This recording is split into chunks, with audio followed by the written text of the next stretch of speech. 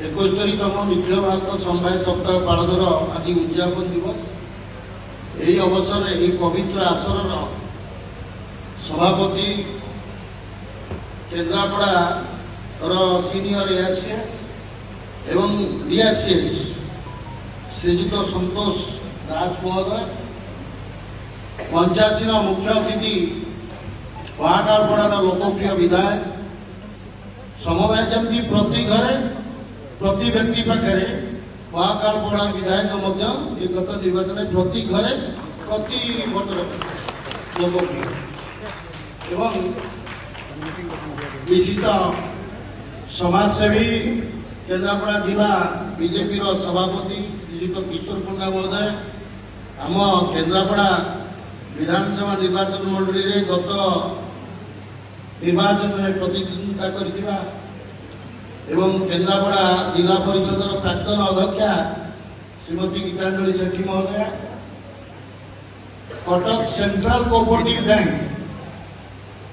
Chief executive Srijut Ananta Samal से आम केन्द्रापड़ा लोकसभा निर्वाचन मंडली रे घर सालेपुर बेसी दूर आम परिवार लोक एआरसीएस केन्द्रापड़ा श्रीजुत जोगेन्द्र विश्वाल महोदय मो सामने उपस्थित जड़े जड़े दक्ष समवाय नेतृत्व केन्द्रापड़ा राजस्व जिलार जड़े जड़े दक्ष समवाय नेतृत्व सांबादिक बंधुगण एवं माँ भौणी मैंने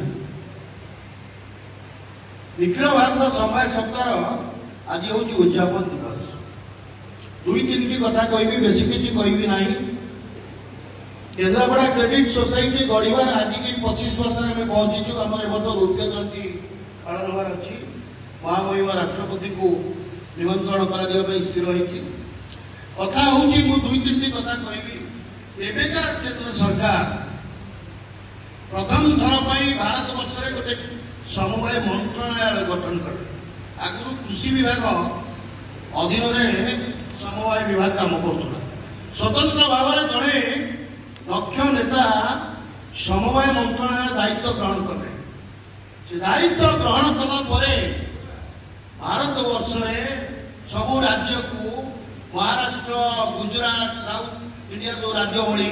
कि प्रगतिशील राज्य गढ़ी तोलिबे जो तार भूमिका होगी समवाय कृषि समवाय को चलचंचल करने 14 सूत्री कार्यक्रम ग्रहण करें। से 14 सूत्री कार्यक्रम अनुसार प्रति पंचायत में गोटे समवाय समिति गठन कर स्थिर विगत सरकार आरंभ है। प्रति पंचायत हवा जगह अवश्य हो पारि ना बहुत पंचायत बाकी अच्छी गोटे गोटे टैक्स गठन कर आवश्यकता रही जो गोटे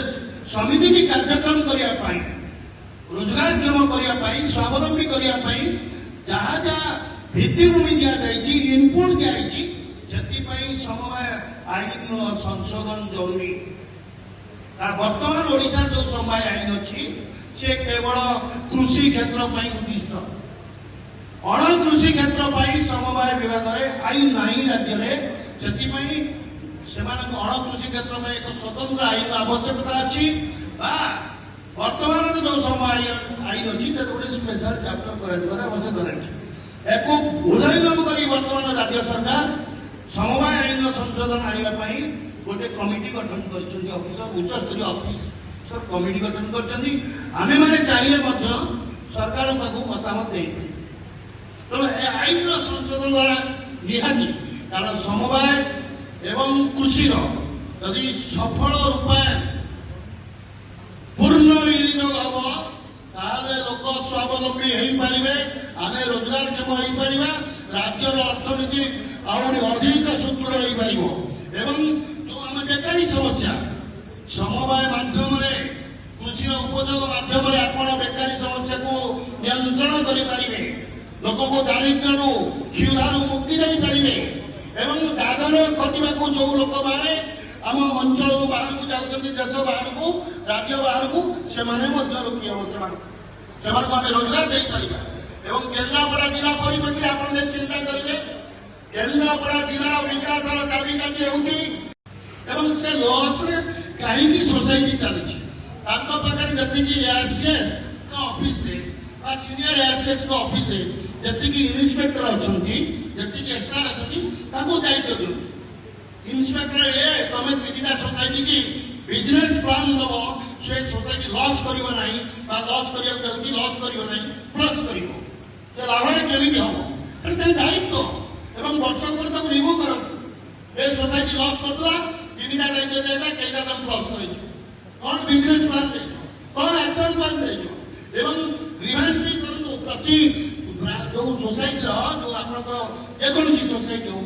ବା ଯୋଉ ଲୋକଙ୍କର ଗ୍ରିଭାନ୍ସ ହିୟରିଂ କରନ୍ତୁ କୋଉଠି କାଳେ ଲୋକ ଆପତ୍ତି ଅଭିଯୋଗ ଅସୁବିଧା ହଉଛି କିନ୍ତୁ ଗ୍ରିଭାନ୍ସ ନାଁରେ ହ୍ୟାବିଚୁଆଲ ପିଟିସନ habitual alligator ବନ୍ଦ ହେଉଛି to blackmail the government official or that society secretary ଏଗୁଡ଼ା ବନ୍ଦ ହେବା ଦରକାର ଏବଂ ଯୋଉମାନେ ହାବିଚୁଆଲ ତାଙ୍କ ବିରୁଦ୍ଧରେ ମଧ୍ୟ ଡିଆର୍ସି ଆଇନଗତ କାର୍ଯ୍ୟାନୁଷ୍ଠାନ ଗ୍ରହଣ କରିବା ଦରକାର। ସଫଳ ଦୃଷ୍ଟିଭଙ୍ଗୀ ରହିବା ସଙ୍ଗେ ନକାରାତ୍ମକ ହାବିଚୁଆଲ ପିଟିସନକୁ they should be put under law for proper action ତାହେଲେ ସମୟ ଆନ୍ଦୋଳନ ଯୋଉ ତ୍ରୁଟି ଭଲ ମନ୍ଦ ରହୁଛି ତାହାର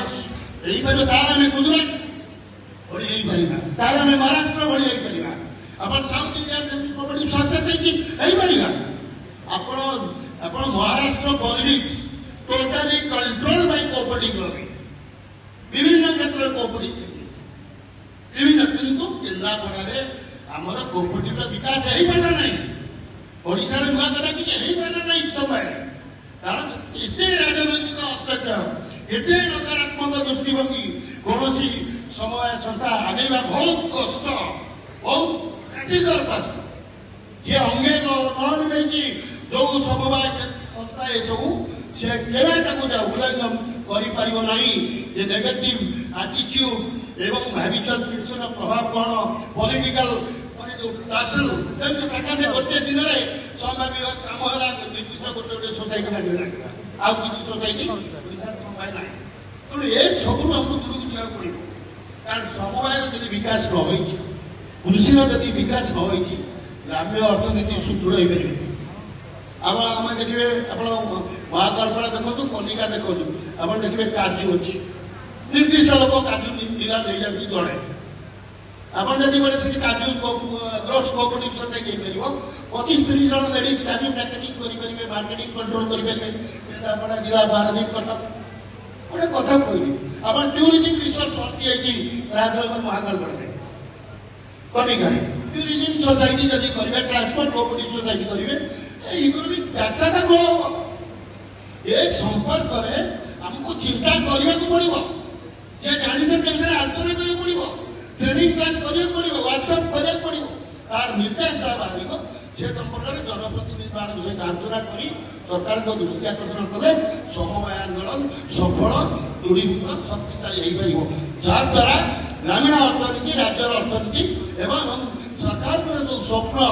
ମଧୁବାବୁଙ୍କ ଯୋଉ ସ୍ୱପ୍ନ ଗାନ୍ଧୀଜୀଙ୍କ ଯୋଉ ସ୍ୱପ୍ନ ସର୍ଦ୍ଦାର ପଟେଲଜୀଙ୍କ ଯୋଉ ସ୍ୱପ୍ନ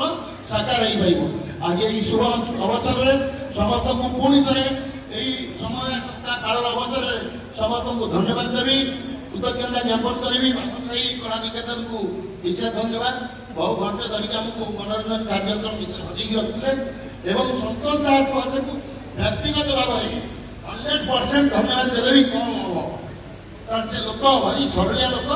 ସେ ଚାପ ସମ୍ଭାଳିକି ସେ ସଂସ୍ଥା ସବୁ କରନ୍ତି ସମ୍ଭାଳନ୍ତି ତାକୁ ଧନ୍ୟବାଦ ଦେବାକୁ ପଡିବ। ମୁଁ ସମସ୍ତଙ୍କୁ ଆଉ ଥରେ